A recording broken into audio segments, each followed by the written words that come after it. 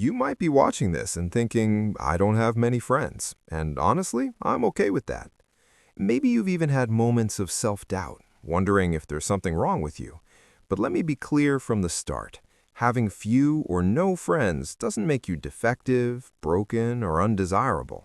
In fact, what you may not yet fully understand is that the very qualities that set you apart, those rare and often misunderstood traits, are the same traits that can make you deeply insightful, profoundly introspective, and uniquely equipped for a meaningful life. Let's explore what it really means when your social circle is small, or sometimes non-existent, and why this might reflect not a deficiency, but a distinct and rare psychological makeup. If you find yourself in this situation, you probably possess characteristics that most people never fully develop, qualities that, when recognized and understood, can become sources of strength, clarity, and even liberation. The first trait you likely have is exceptionally high self-awareness. You know yourself in ways that most people never take the time to explore. You've spent countless hours observing your own thoughts, your impulses, your motivations. While many people live on autopilot, swept along by their external circumstances, you're someone who asks hard questions. Why do I feel this way? What do I truly want? What shapes my behavior? This relentless self-inquiry can be exhausting, but it also confers a deep understanding of your inner world that others can only graze. This high level of self-awareness means you don't easily fit into superficial social interactions. You can read people quickly and profoundly, which makes small talk feel almost unbearable. You see emotional nuances that others overlook, and this often leads you to value depth over breadth. While others may thrive on a wide network of casual friendships, you instinctively reserve your emotional energy for interactions that feel authentic. This selectivity can be perceived as aloofness or social distance, but in reality, it's a commitment to meaningful connection rather than empty connection. A second quality you likely embody is comfort with solitude. Most people fear being alone because they misinterpret solitude as loneliness. They confuse being physically by themselves with feeling disconnected or unseen. But you have learned, perhaps through necessity, that solitude is not the absence of connection, but the presence of self. You can sit with your thoughts, face your emotions, and walk through silence without flinching. In a world that constantly pushes noise, distraction, and company as remedies for discomfort, your ability to be alone without shame is rare. This doesn't mean you never feel lonely. It means you've learned to define your value independently of how many people are in your life. A third characteristic you probably have is a high threshold for superficiality. You can't stand small talk because it feels like emotional currency being wasted. You don't want friendship for the sake of convenience or entertainment.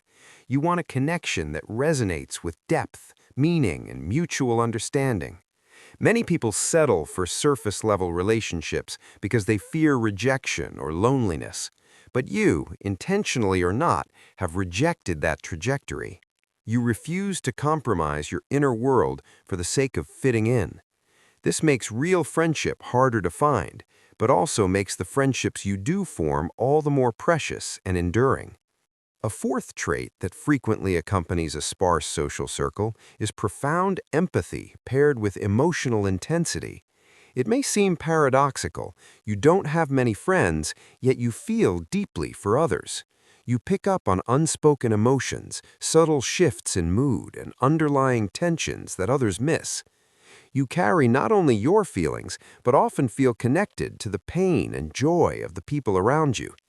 This emotional sensitivity can make social interactions exhausting. While others may bounce from conversation to conversation, you absorb energy like a sponge. After a social event, you may need hours, sometimes days, to recover. This isn't introversion alone, it's emotional depth that others don't always understand or appreciate. Fifth, you likely have an analytical mind that dissects social dynamics rather than just experiencing them. When others interact without thinking, you observe, decode, and analyze. You see patterns, recognize unspoken motives, and intuitively understand the emotional architecture of relationships. While this is a powerful skill, it also makes ordinary social interactions feel like puzzles to be solved, rather than experiences to be enjoyed. You may find yourself retreating from social engagement, not because you dislike people, but because you are constantly processing, interpreting, and assessing. This makes sustained casual interaction mentally draining. A sixth trait you possess is a strong internal moral compass. Many people bend themselves to fit social expectations, compromising core values to maintain popularity or acceptance. But you are not easily swayed by external opinion. You make choices based on your principles, even when those choices make life harder or lonelier. People who live by their own code, rather than by social approval, are often misunderstood. They are seen as rigid, difficult, or aloof. But in reality, they're guided by integrity, a quality that fosters deep respect, but not necessarily wide acquaintance. Another rare quality you probably have is emotional independence. You don't rely on others to validate your worth. You have learned, often through experience, that approval is unreliable and conditional. Instead of seeking reassurance from friends, you dig inward for stability, self-acceptance, and affirmation. This emotional autonomy is a form of resilience. It means you don't collapse when rejected, overlooked, or misunderstood. Yet, because emotional dependence is common in human relationships, your independence can feel isolating. Others may not understand why you don't seek validation the way they do, and this makes you appear different, sometimes even intimidating. Eighth, you likely have highly refined observational skills. You notice things others miss, the subtle shift in someone's posture, the half-spoken word in a conversation, the emotional residue in a room after an interaction. While others may overlook these details, you lock on to them. This makes you perceptive, insightful, and often deeply intuitive. But it also means that superficial social engagement feels unsatisfying. You crave substance and authenticity because you instinctively perceive when something is disingenuous, masked, or incomplete. This depth of perception is rare and powerful, but it also isolates you from those who are content to remain unaware. The ninth characteristic that often accompanies a limited social circle is intellectual curiosity coupled with introspection. You spend time with big questions. Why are we here? What does it mean to connect? What forces shape identity, emotion, and purpose? While others may be content with distraction or entertainment, you turn inward to probe complexity. Your mind doesn't settle for simple answers, and this intellectual restlessness makes ordinary conversation feel trivial.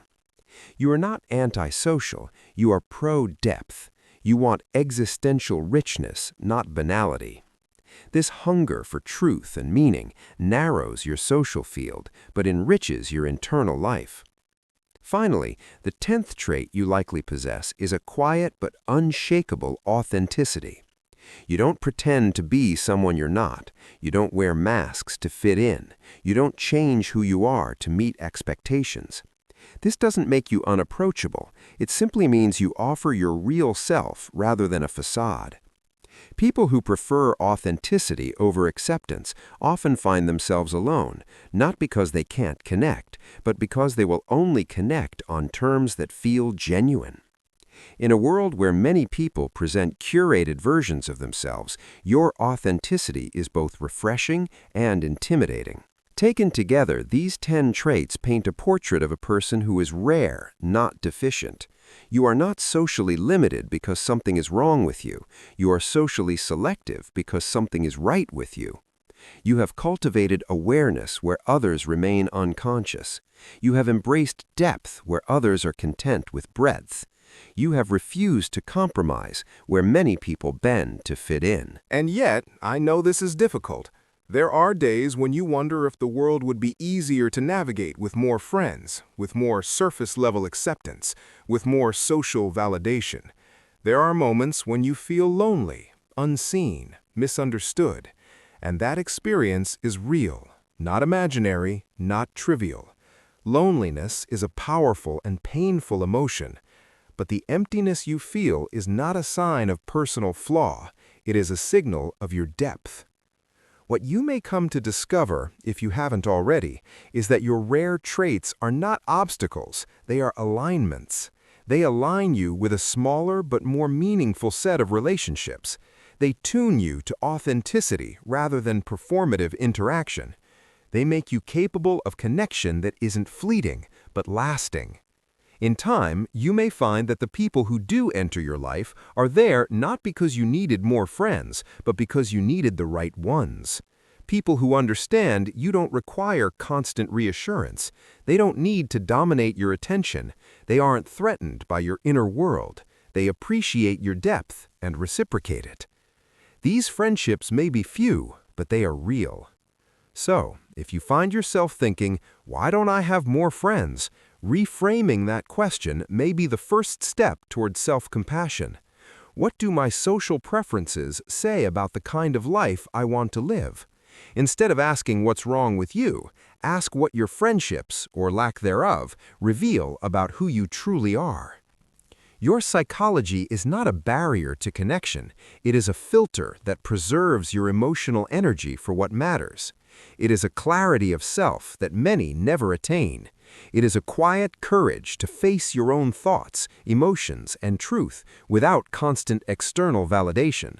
You are not here to fill up your friend count. You are here to live with intention, insight, and authenticity.